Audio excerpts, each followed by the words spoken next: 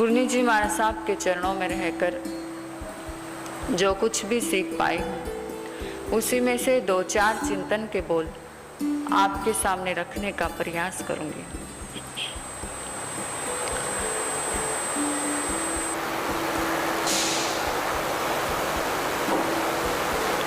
एक युवक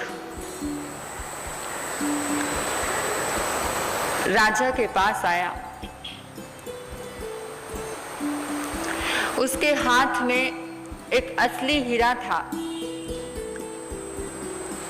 और एक नकली हीरा था। राजा भी देखकर के हैरान हो गया जब उस युवक ने यह प्रश्न किया कि बताओ, एक कोने में बैठा हुआ अंधे व्यक्ति से एक प्रश्न किया कि बताओ कि कौन सा हीरा नकली है और कौन सा हीरा असली है। राजा ये सुनकर के हैरान हुआ, राजा ये देखकर के हैरान हुआ। जब अंधे व्यक्ति ने ये बात बोली, अंधा व्यक्ति उठकर के खड़ा हो गया और अंधे व्यक्ति ने ये बात बोली कि राजन, मैं इस प्रश्न का उत्तर देने के लिए रेडी हूं कि कौन सा हीरा असली है और कौन सा हीरा नकली है। उस अंधे व्यक्ति ने अपने हाथ में दोनों हीरे लिए और उस आंख वाले आदमी को बोला कि बस 10 मिनट रुक जाइए कि मैं 10 मिनट के बाद आपको बता दूंगा कि कौन सा हीरा नकली है और कौन सा हीरा असली है। 10 मिनट के अंदर अंदर उस अंधे युवक ने दोनों हीरे धूप में रखे और 10 मिनट के बाद उस अंधे युवक ने घोषणा कर दी कि राजन, ये हीरा असली है और ये वाला हीरा नकली है। सब देखकर के हैरान हो गए, सब देखकर के सोच में पड़ गए। और जो आंख वाला आदमी था, जो 2 हीरे लेकर के आया था, उसने धन्यवाद करते हुए कहा, अच्छा एक बात तो बताओ, मेरे एक प्रश्न का उत्तर तो दो। तुम अंधे हो, तुम्हारे पास आंखें नहीं है, तुम्हारे पास रोशनी नहीं है, लेकिन तुमने ऐसे कैसे पता लगा लिया कि कौन सा हीरा असली है और कौन सा हीरा नकली है। अब उस अंधे युवक ने कहा, अरे इसमें कौन सी बड़ी बात है, बड़ी सिंपल सी बात है कि मैंने दोनों हीरे 10 मिनट के लिए धूप में रखे। जो हीरा नकली था वो हीरा गर्म हो गया और जो हीरा असली था वो ठंडा ही रहा। प्रश्न हीरे का नहीं, प्रश्न हमारा है। आग, बाघ, सांप से दूर रहने वाले हम लोग क्या क्रोध से दूर रहते हैं? जब जब भी हम क्रोध करते हैं, आग, बाघ और सांप के ही दर्शन हमें होते हैं। हमारे अंदर अगर किसी इंसान को सांप के, आग के और बाघ के दर्शन करने हैं तो किसी व्यक्ति को क्रोध करते हुए देख लेना। आपको खुद महसूस हो जाएगा कि हमारे अंदर आग के, बाघ के और सांप के दर्शन हो रहे हैं। जरा सोचना, जरा ध्यान से सोचना, सोच कर सोचना, गौर से सोचना कि जब भी आप क्रोध करते हो तो क्रोध करने के बाद क्या कभी आप खुश हुए हो? क्या क्रोध करने के बाद एक बार भी आपने खुशी को महसूस किया है? शायद उपकारी की मार खाने के बाद आप खुश हुए होंगे, शायद चिरायता पीने के बाद आप खुश हुए होंगे, लेकिन जब जब भी आपने क्रोध किया है, जब जब भी आप क्रोध से भरे हो, तब तब आपने पछतावे के सिवा कुछ भी नहीं पाया है। जब जब आपको दुख ही मिला है, बहुत सारे लोग एक ही बात बोलते हैं कि इससे तो अच्छा होता क्रोध करने के बाद। क्रोध करने से पहले नहीं सोचते, क्रोध करने से पहले जरा भी चिंतन नहीं करते, लेकिन क्रोध करने के बाद हर आदमी बोलता है कि इससे तो अच्छा होता कि मैं क्रोध ही ना करता तो कितना अच्छा होता, इससे तो अच्छा होता मैं क्रोध ही ना करता।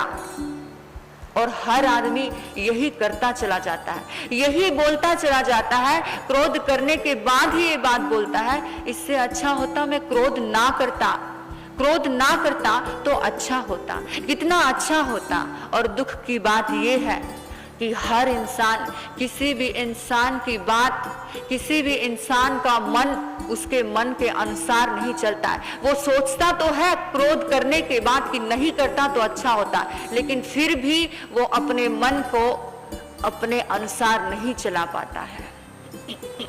कहते हैं कि स्वार्थ,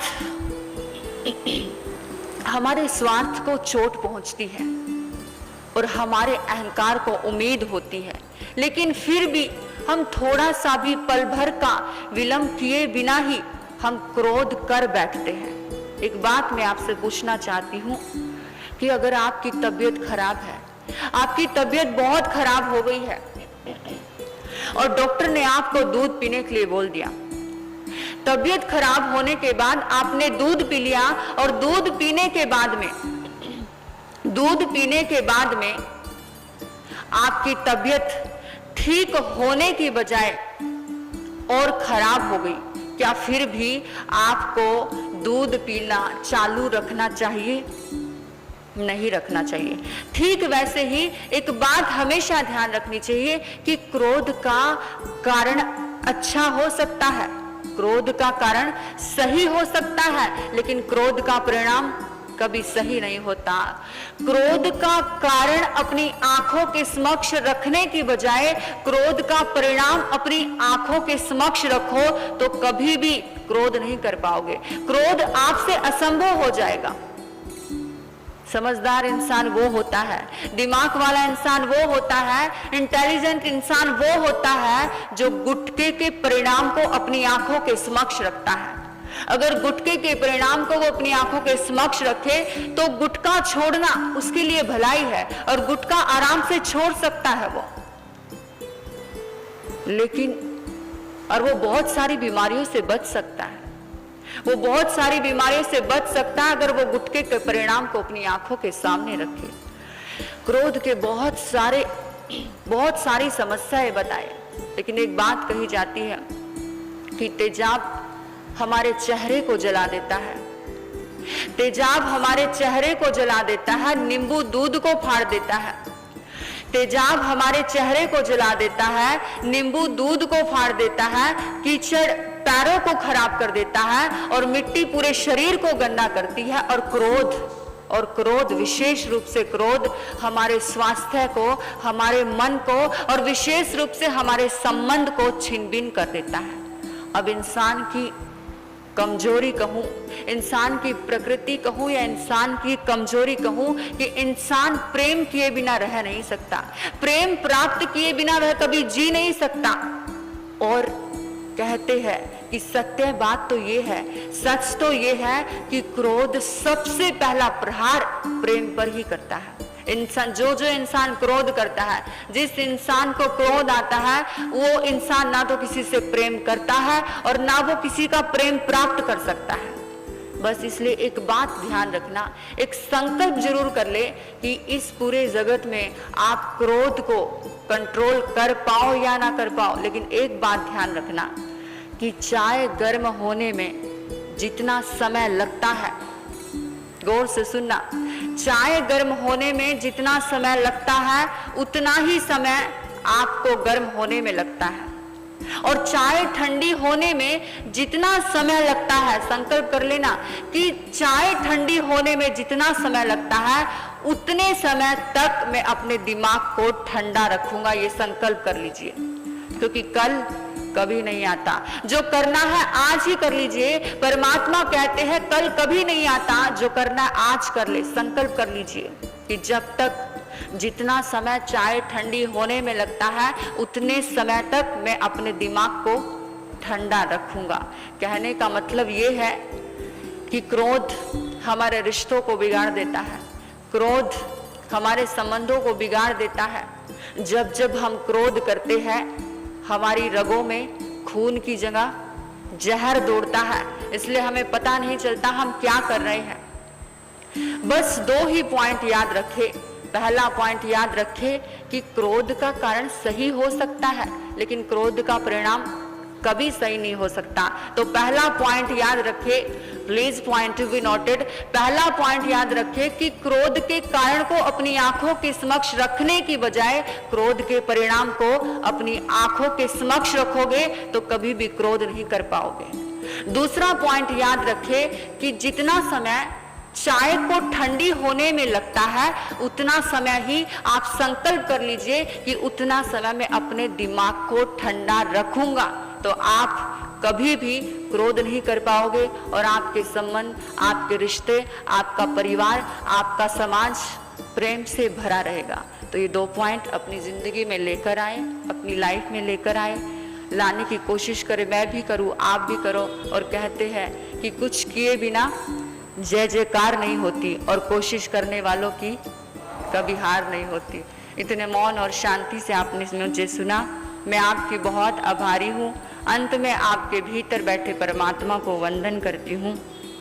ओम शांति। जिन वाणी सुनकर अंतर मन को खोलना, जिन वाणी सुनकर अंतर मन को क्या पाया है क्या खोया है कुछ बोलना। जिन वाणी सुनकर अंतर मन को खोलना, क्या पाया है क्या खोया है कुछ बोलना। अरे खुद ही अपने मन को टटोलना, अरे टटोलना, रे टटोलना। एक बात कहूँ मैं सच्ची, जिन वाणी लगे मुझे अच्छी। एक बात कहूँ मैं सच्ची, जिन वाणी लगे मुझे अच्छी। जो रखता श्रद्धा भक्ति, उसे मिल जाएगी मुक्ति, उसे मिल जाएगी मुक्ति। अरे खुद ही अपने मन को टटोलना, अरे टटोलना, रे टटोलना। जिन वाणी सुनकर अंतर मन को खोलना,